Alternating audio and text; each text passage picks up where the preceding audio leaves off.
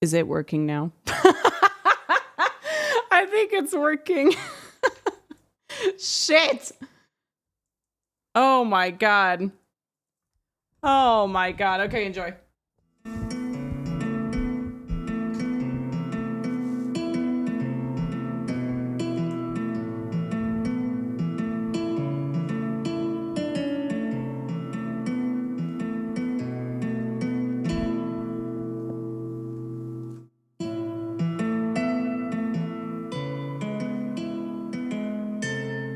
Yeah, the music's in the mic. Deal with it. Scuff stream.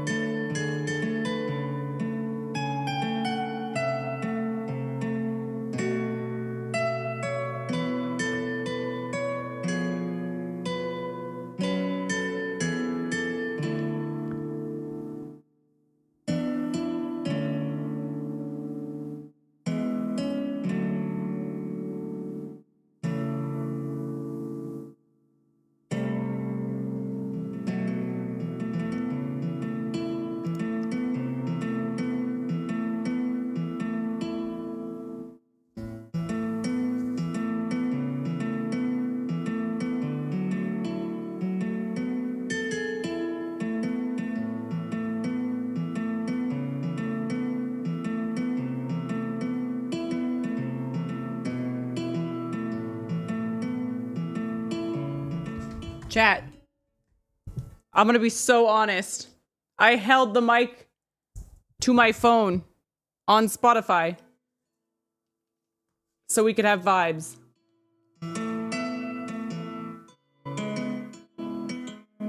I'm just moving it.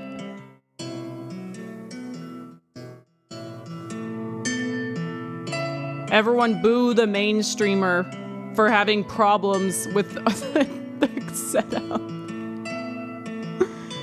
All right, listen, we need to turn that off anyway. Look, I don't have much time today, okay? Oh. Okay. A lot of things are wrong today, and I can't even explain why, but just you guys being here is really, really rad because it's been a hot mess.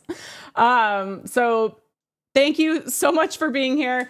I'm so sorry. Can you hear me? Please say you can hear me. I'm not doing this again. There's no audio, music, vibes, so okay, good. Welcome back. Thank you guys so much for coming, and such a last second thing. But this was kind of in the works of something I've been wanting to do for a little bit, and I had some time today before going to the Sabrina Carpenter concert tonight. I'm going to meet Jordan there. So I was like, oh, well, before I get to go to the concert, let's lock in and do some theories. Basically, I haven't stopped thinking about Undertale, okay? It has never left my brain. And I have been with family all weekend long. I've told you guys that. It's been awesome. But dear God, have I missed the sweet sound of that fucking music. So here we are. Right before Sabrina. My fucking alerts aren't even working. Sick. This may all be for the best, to be completely honest. I can't even begin to tell you guys how many technical issues we had with the stream. I'm not kidding. So many things are wrong. So we're still going to do this. Basically, what I wanted to do, and I figured it would be good to do today, which is another reason why I wanted to, like, do it before tomorrow night. If, God forbid, if everything works tomorrow night, we'll play more Undertale. But if it's not working by then, I want to make sure that the stream is, like, of the utmost quality. So if it's not working by tomorrow night, then we'll probably delay it another day or so. Sorry, I need my tech support streamer fiance here to fix things. And he is not here right now. So scuffed it is today, but scuffed it will not be tomorrow. But in case it does work tomorrow and Jordan works on it before then and he's a beautiful boy and fixes it all because he's so lovely. I wanted to do a stream that will be converted into my first ever YouTube video. Yeah, I've been posting shorts on YouTube. I don't know if you guys have seen. I've put like one in the Discord, I think, that I made, but I've posted like 5. So if you guys would like to go check those out, please feel free. It's in the Discord. I haven't tweeted it or anything yet because I'm too embarrassed. But I wanted to start making YouTube content. So I think I want to make my first official series / debut on YouTube related to Undertale because this game has already been so fun. I think it's, thank you, Ryan, for linking it. I think it's going to be a really good one to do some content about on there. So I'm going to be obnoxious in about 2 minutes because it's going to be converted from streamer voice, which is this, to YouTube voice, which is a little more animated than that. But I have actually written out, I would show you, my laptop is right here. I've written out like all of these theories that I want to go into today, but it's going to be a quick one because again, it's for YouTube. It's not going to be like 3 hours that we're going to cut down. I'm sorry I'm not yapping like Jordan is, but it's good. It's good content and I want to talk about it and we can go into it deeper too when we continue the game. But my point was I wanted to get these theories out and start talking about them before I get too deep into the game, because obviously things are going to start getting answered. And I feel like there's already been given so many things. Like I'm not theorizing from scratch, you know? Thank you guys for subbing to the YouTube channel. I really appreciate it. But yeah, keep an eye out there for this. Hopefully I'm going to edit it over the weekend and see what happens. But the full Undertale playthrough will be edited there as well, for you guys to see. So that's that. Reki with the 280 bits. Have 280 bits for my 20th birthday today. Oh my God, everyone say happy birthday, Reki. Woo! Glad to see you guys streaming tonight, even if it's just for a wee bit. Thank you so much. Happy birthday, Reki. Thank you for being here on your birthday.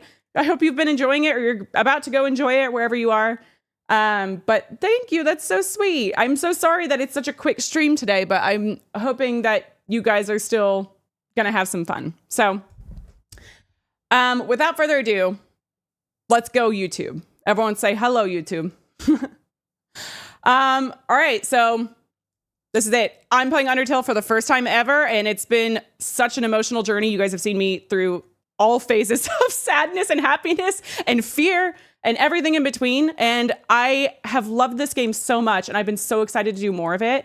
So I really wanted to try to guess at where this plot is going. My viewers have told me that this story is amazing. It's incredible. It's emotional. And I want to know why. And I think I'm figuring it out. So we're going to go through some of my theories today and see if I can get to the bottom of it. And maybe we'll review it after we finish the game and see if I was right, see if I was on the right track or anything. But without further ado, let's get into the first theory. I want to talk about Sans. I don't know who this kid is. I have my notes here of things I wanted to ask about. Who is he? Where did he come from? Why is he there? I know a lot about Papyrus, all right? Papyrus has made himself very known. He is very vocal about how he feels about things, about his plans that he is going for himself and for me as the player, the protagonist, if you will. I feel like I know so much about Papyrus and what he's up to. Sans is just there. Like, he's just there, you know? So I've had some theories about what he is, why they're being so vague about him, and some things that I picked up along the way that I think might go into his background. So come back and watch this. I will be coming back and watching this at least after I finish the playthrough, which we're streaming here on Twitch. So make sure you check that out. But anyway, let's start with what I think is going on with Sans. I said this on stream. I think Sans is a lost child from the human world. Obviously, we're in the ruins. This is like the monster side of the world. Sans is a skeleton. Papyrus is a skeleton. They're brothers. I don't know if they're related brothers. I think they're trying to tell us that they are, but not really sure.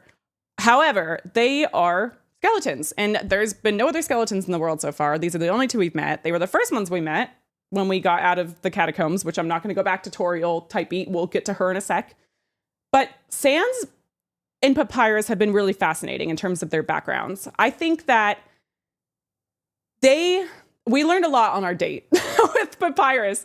We learned a ton about what he thinks he is, where he thinks he came from, skeletons in general, and I thought that was really fascinating. So, for example, the pirate flag hung up in his room.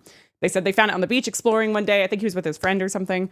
And he said, he assumes that humans must like honor skeletons, or he thinks that they evolved from skeletons or vice versa. He doesn't really quite know what's going on, which led me to ask the question of why?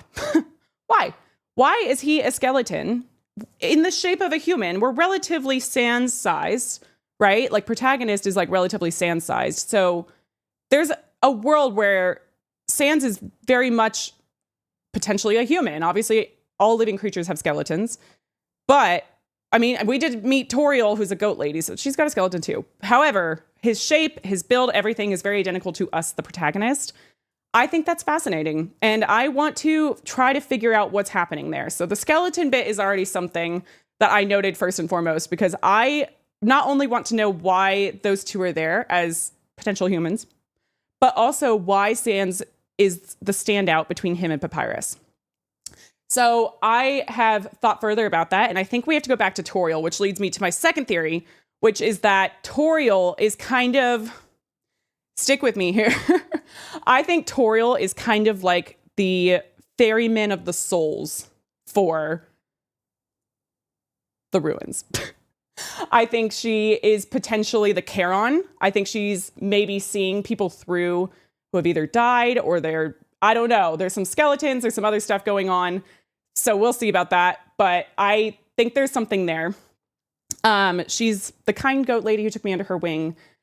She was very nervous about us getting out and potentially getting in danger and getting hurt and everything. And she really wanted to look out for us. Gave us the phone, gave us the room. And speaking of the room, we saw a lot of toys in there. We saw kids' shoes of different sizes. We don't know what's going on there. But it is interesting to me, and I noticed a lot of similarities, which is why I wanted to go back from Toriel to Sans, about what we saw that was unique, that was kind of stood out as something that they both had in common, but isn't exactly normal. So as we know, Toriel had the room that was full of kids' stuff. There were toys we weren't interested in playing with, shoes of all different sizes. There was also a pun book of skeletons. Interesting. Very specific, which Sans and Papyrus had an identical copy of, more or less, in their living room. We didn't get to see what was inside that joke book, but we do know that it was skeleton puns, same as Toriel's. A lot of puns being thrown around here, especially about skeletons. The first time we met Sans and Papyrus, that was all they were rattling off. No pun intended. Bones rattling. That's funny. So I have to juggle these things back and forth, where I think the mystery of Sans has to go hand in hand with the mystery of Toriel. There's too much similarity there. More so, the pan, the tin for the pie that was in the kitchen sink was so much a direct callback to Toriel and her pie that she baked for us in the house. It seems almost so on the nose that I feel like it's not even a theory. Like, I feel like it's just true. So that was one that really stood out to me. I think, again, the elusiveness behind who Sans is and why we haven't really gotten to know a lot about him is something to be thought about for sure.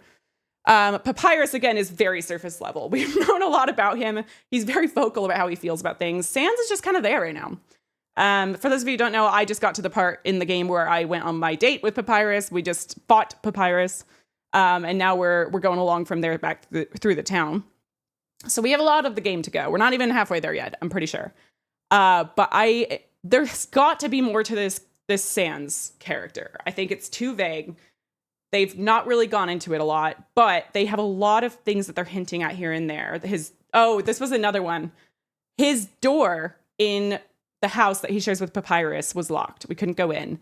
Under the door was this fire magic, which Toriel had. That's how she used the stove and the fireplace and everything. That's how that worked. And then in the house that Toriel lives in, there was one more door further down the hallway, which I noticed, and I was like, this is weird, that was locked. And it was not able to be gotten into. They had the kids' room that she set up for us, but it sounded like it was like used by a lot of kids before. And then there was the other door. So I'm just saying that's really ironic. That's suspicious. But yeah, chat is noting me. These are all things that just have been like little details that I picked up. So I've been going really deep into the why. Obviously, those are all my evidence of something happening here. But I think for sure that Toriel and Sans have some sort of connection, deeper than what either of them has with Papyrus. Even though Sans and Papyrus are obviously like brothers, they're skeletons and everything, it seems like there's something unread there. And obviously Toriel was really worried about us getting out. She didn't want anything to happen. She mentioned in the beginning of the game, humans had not been here in years. So that was something that she was very cautious about as soon as we got there. So that, to me, that's why I go back to her being the Charon of the Greek mythology. This might be going a little too far with it. If we want to get really deep and heavy, maybe this game is an allegory for death. Maybe this is about... This is getting so in depth. Forgive me if I'm wrong, future self, and looking back at this. This, to me, could be purgatory. And it could be a poetic way of portraying purgatory. And she's the ferryman of the souls, as I said. So she's the one that rescues us from Flowey, which, mind you, Flowey is next. That is our third and final theory to discuss. But she was the one to take us from there and take us through the ruins and the catacombs and everything, give us a home, try to keep us safe, and try to help us be in a better spot. And we chose to then leave. However, we did defeat Toriel, at least in my playthrough. I still don't know if it's an optional thing to do that or not. But I think it's interesting that she'd never been defeated thus far. And Sans and Papyrus are obviously not in the catacombs anymore. So there's a lot of thought going on there. My main thing is that the theory is Sans is unique to Papyrus in some way, and Sans and Toriel had this relationship. For some reason, something particular about those two together is going on. I don't know what, but it seems like they both want to hold on to pieces of each other in different ways, but in similar ways at the same time, because you have the joke book, the pie, like the door being closed, the fire magic. It's so interesting to me. And I really want to unpack Sans as a character overall, because a lot of you guys love him. That's been very obvious to me. I love Papyrus right now, but I think that's because we've been around him more. Is Sans like Papyrus? Is he different? Is he deeper? He's kind of just been playing it cool, like letting things go on around him and just make cracking jokes.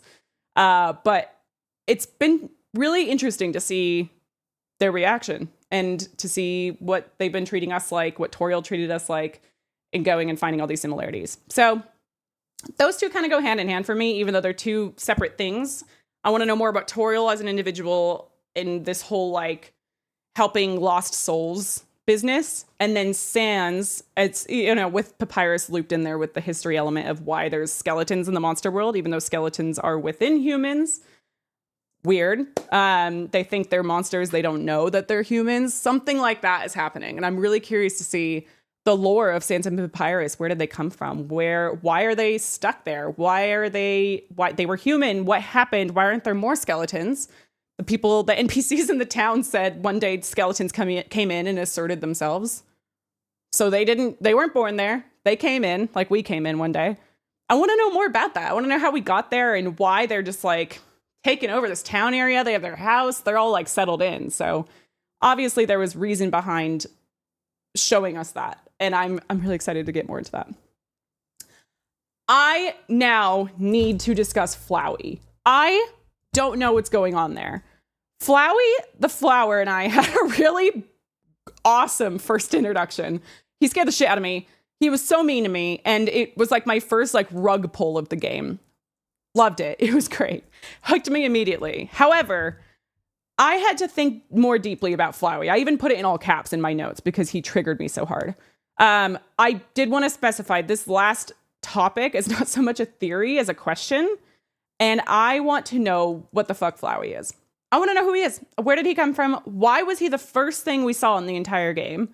He was the one to kind of give us the hint that it's kill or be killed down here. He teased us. He was like fucking evil. But no one else we've met has been inherently evil. We've met like 50 other monsters. No one's tried to kill us. We've gotten some chance encounters, obviously, where we've had to fight. No one in any of those fights was overly aggressive or evil, like Flowey was, like coming immediately at us. It was always like this thing of they don't want to fight you, and there's ways to talk them out of it, or charm them, or flirt with them, or pet them, or feed them, something else. And it made it stand apart from the Flowey interaction a lot. So I want to know why. And I also want to know why he was the last thing we saw after the tutorial ended. We killed Toriel. Don't talk to me about it, all right? I'm still sad.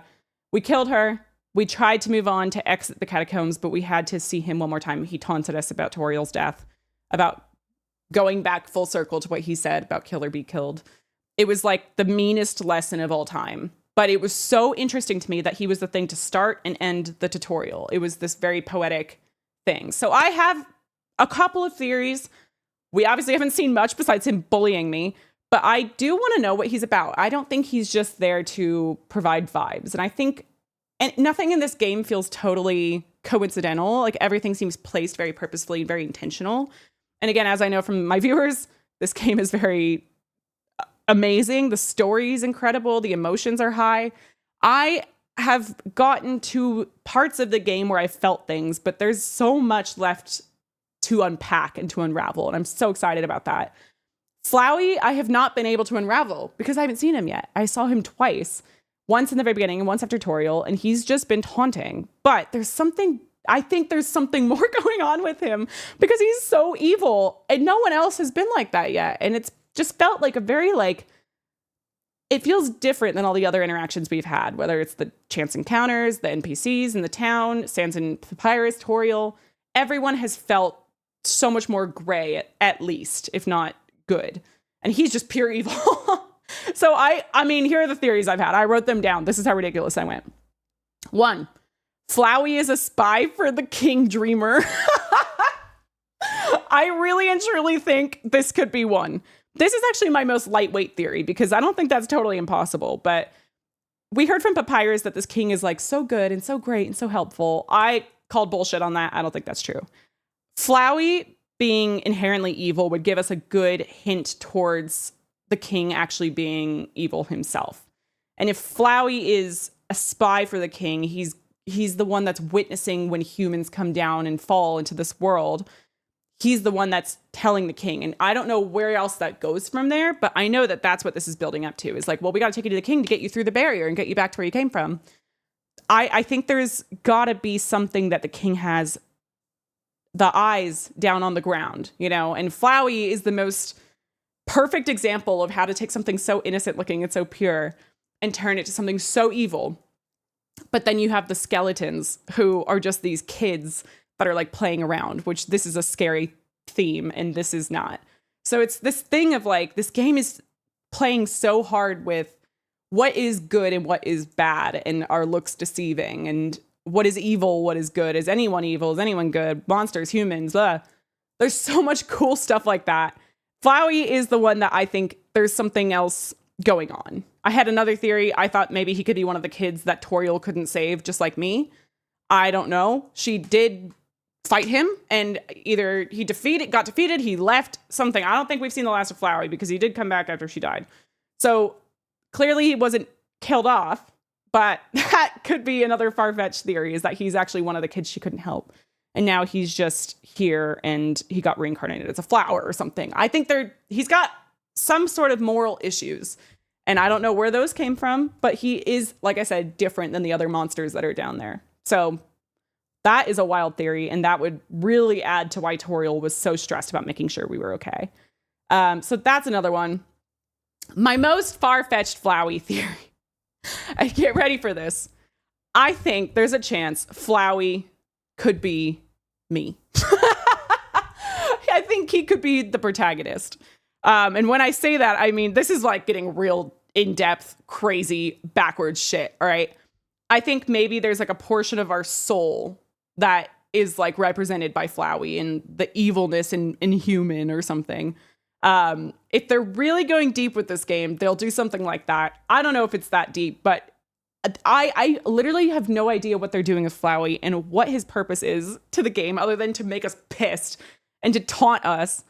But if they really wanted to go back to what the hell was the point of showing him and make that kind of come back full circle as being something that was important, I could really see them playing with the idea of doing this whole he was you the whole time. That thing that was so evil was the evilness within you, or it was the evilness within Sans. It was a piece of his soul. There could be some weird metaphysical things like that. So that's my Flowey stuff. 3 completely different theories, but there's just so much uncertainty behind him. I don't think that they placed him in the game where they did just to do it and just to have an evil flower because it's funny. Like, I think it's too specific and too random at the same time. So I'm really curious to see where that goes back. I think out of everything we've talked about today, we had Sans, Toriel, and Flowey. I'm most curious about Sans, for sure. Only because I know that we haven't learned that much yet. Like, we have not seen anything about him as a person, as his morals, what he feels about things. Does he get scared? Is he sad? We've seen him mess around a little bit, but he's kind of kept away. And we haven't even been able to interact with him in the game up until the point I'm at, right before I fought Papyrus. We haven't really seen him much. He's mainly just been there watching as Papyrus has been doing stuff to me, but he's kind of been making some puzzles that were lackluster. He's just watching Papyrus do things. He's not done a lot. So I'm dying to know why this random skeleton boy is always around somewhere, even if he's not physically with us, but his presence is there in the house. We know he's got the locked door. Oh, he cooked this pie that was in the sink and he's here to taunt us and everything. But like, what is the deeper story behind him? And I think him being connected to Toriel certainly makes sense. And if not too much sense, because there's been so many similarities so far. So that's all I've got. I have no idea beyond that what the hell is going on. It's Christmas time all the time in this little town area. There's monsters everywhere. Every store in the town ends with B. There's a library B. There's a billion things that have weird names, and it's just strange. But no one is evil except for Flowey. So that's where I'm starting from. If you guys want to see more, I'm going to be playing more of the game soon on stream, but I will also be uploading my full playthrough to YouTube. So please subscribe down below if you want to see that, and stay tuned for more Undertale content. But for you guys on stream, YouTube shit is done. That was really fun. I still want to keep talking about this, but I want to talk more just us, because I really do want to chat with you guys about this game. Anything I've said that has like struck you guys as interesting, or anything you want to say without obviously spoiling, because I think I went through my notes.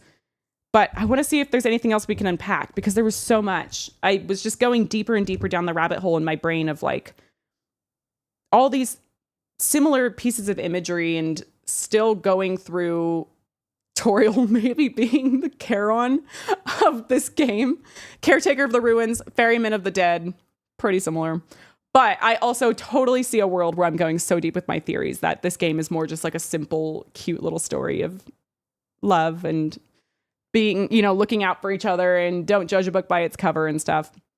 So if you guys have anything that you wanted to ask, I love how diverse these theories can be. Yeah, it's interesting to me because there's been so many pieces of media where they go like so in depth with things you never would have thought would have been part of the plot. Like if you guys have ever seen Lost, they do that a lot. Season 5 of Lost is radically different than season 1. But they frame it as like it was the plan the whole time, which is so cool. So I'm, you know, along the way of, it's one singular piece of content that they put out as Undertale, the game. So along development, did they want to go back and drop in hints earlier on that they then reveal in the ending? Definitely a possibility. This is fun. Haven't heard any Undertale theories for like 9 years. That's another reason I'm doing this video. I feel like no one has really been able to do a first time Undertale reaction because it's been out for literally 10 years. So this is fun. And I'm sure it's digging up a lot of things for you guys that you probably have never even thought about, because some things are probably so far off. But yeah, what is Charon? So Charon is the ferryman of souls for the underworld in Greek mythology. So as I say, when you die in Greek mythology and you go to the underworld, Charon is kind of there to deliver you to the underworld via his ferry, like down the river Styx. So yeah, he's an ancient evil. Fuck. He's basically like your escort into the afterlife. And I think that seems very Toriel coded. Like she's also kind of doing that to us, but obviously as of now in this game, we're just a human that fell down a hole, and she's just like, well, we got to get you back up to the human world. I think it's deeper than that. I'm no fool. All right. I'm no fool. I think it's more than that, but as deep as being, I was dead the whole time. I'm Flowey. I don't know. Might be a little far-fetched, but it's really interesting seeing someone play this game blind with fresh eyes so long after release. It's very fun. Yeah, I can only imagine, because I feel like so many of my favorite pieces of media are so mainstream, and like I guess this game is kind of mainstream too, right? To the gaming community in a good way. Like popular for a reason kind of a thing. So I can only imagine what it's like to like watch someone watch like Walking Dead for the first time, which has been my favorite show for years. I'm also so sorry it's so quiet. The audio is not working, so it's just me talking, which is again good for YouTube, bad for you guys. So stream, you mean so much to me, and you matter. I promise. I wish it was a better streaming experience for all of us, but alas, we're still here. But let's see I want to see a few more things of what you guys were saying, because this is like really fun. I would totally love if we got JC feeding you info about his games for you to make theories about them for his playthroughs. I know I have to avoid everything about Persona and stuff like that, because I probably will play one day. Today is not the day, but one day potentially. So I want to avoid it at all costs in the off chance that I see it. And I'm like, fuck. Even this one little bit that I watched told me something that I never would have thought about, I have no theories about Persona. I wish I did. I think even the only ones I kind of made theories about before I started was like Final Fantasy 16, and I barely even played half of that. So I still have yet to go with that. Andrew, thank you for the Prime. I'm so sorry the sub alerts are not working. I know it's not very fun, but thank you for subbing. That means so much to me. And I'm so sorry this is such a quick stream, because I know I've got to actually log off pretty soon here. So maybe we'll talk about more of this when we do our next part of Undertale, which is hopefully tomorrow if this is all working again. It was obviously very scuffed today. So hello. Hi, Werewolf. But yeah, any last thoughts? I think let me make sure I got through all my notes, because I love talking to chat about it, even off the YouTube vibes. I still really want to know about Sans and Toriel. That's like so serious. I have so many Flowey notes. Guys, I really, really don't know about Flowey. Yeah, I think I got it all. I really just like wanted to point out all of the similarities between Sans and Toriel, which is like the physical items of the fire magic and the joke book and all those things I said earlier. So, yeah, I don't know. That's what I really wanted to dig into, because that stuff is obviously there for someone to go, it's not a big secret, So I want to know the things. I wanted to theorize on the things that I know are going to be something versus the things that I'm just making up as being something potentially, like Flowey being my soul. Are you aware of what the main inspirations for Undertale are? No, I'm not. I'm routing all of my pre-knowledge of this game through Jordan and through Ryan. So approach with caution, because if it's like, oh, it's about like dying young or something, I'm going to be like, someone died young. I guess we know it's Sans and Papyrus, but I was still theorizing even live. I don't know. Last time I said hello to you on JC stream, you took my hello back. I did. Did you say something? I was probably being funny. It's a safe space here. I love you, Nickel. Shooflowy real. Shooflowy is real. I did know a lot when I started, so it's really cool seeing new theories and thoughts some I didn't even notice. Yeah, I know. It's like I posted a short about it, ironically, but I even found a piece of music that plays in the house after you kill Toriel that a lot of you guys hadn't seen yet and had never heard of in your life. So that was really cool that my first playthrough of this ever, I'm showing you guys stuff you've never seen too.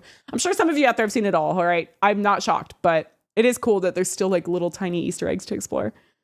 Any thoughts about the locations of the game so far? Nickel, thank you for the sub. Thank you for the gifted sub. Oh my goodness, getting a hype train to end the stream. Thank you. After all the technical mishaps today, it's so sweet when you guys give support. So thank you for that. Thank you for the gifted sub. Back to Kara Underwood. Any thoughts about the locations of the game so far? Like what the ruins in Snowdin can mean thematically? Yeah, definitely. The fact that Snowdin is Christmas time and their traditions are kind of unique. Like we hung the decorations on the deer and that's how we have Christmas trees. It's like, okay, well that's stuff that's unique and not so much like stuff that we know in our world. And it's definitely meant to be a setting like that for a reason. So, going back to my whole, like, we're dead. This is purgatory. This is such a crazy theory.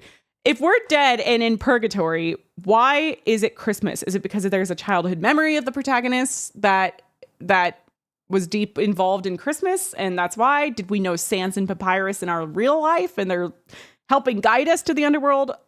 I could go on all day long because this game seems like it could really go any way. It's so fun. But no, the ruins, like, no, I was so focused in on just like, what the hell am I even doing on this game? How does it even work? That the locations didn't even like process to me as something that could also be a hint to something. So that's so interesting. Yeah, there's lots of dogs. Oh my God. Maybe my theory is true. Maybe it is purgatory. Literally, like, what if my best memories are of my childhood dog at Christmas time? And that's where I feel safe and secure. And Sans and Papyrus were my two friends that died early. And now my age in the purgatory, they're leading me into the afterlife. Oh my God. Have you worked retail during Christmas? It's sort of purgatory. I surely have. Yes, it is. I think it's more like hell, but close enough. Shit, man. I can't believe I'm theorizing live in front of you guys. That's crazy. Maybe I just didn't pay that close attention when I played, but I truly didn't realize how much lore this game has and how deep it went. I'm sure there's also too like a billion lore videos out there about like things I've missed already. So I'm curious to see where it goes. This comment is sending me because library is spelt wrong. It could be the mindset of a child because they can't spell. This is what I'm talking about. This is crazy. I want to know. I'm literally going nuts. Like, this is so cool to me. It's like unraveling in front of my eyes, but also, is it? Am I thrown off entirely? Is this just a cute little game about Christmas and dogs? All I'm saying is that there's a chance, and I will be there no matter what. So, chat, I really got to run. I got to go see Sabrina. I'm very excited about it. But I wanted to chat with you guys for at least a little bit because this stuff was killing me. And I was dying to make more content about Undertale and talk about it before I just rush through getting... Obviously, I'm not rushing through the game, but I've almost played half of it in a week. I don't want it to be over that fast. So I wanted to stretch it out and really have time to talk with you and think things through instead of just always play. So I know it was a quick one, but I definitely want to do more of these discussions and things, especially playing more games like this where there's so much to unpack. So this is definitely a filler episode for sure. This is like the Halloween episode of the sitcom.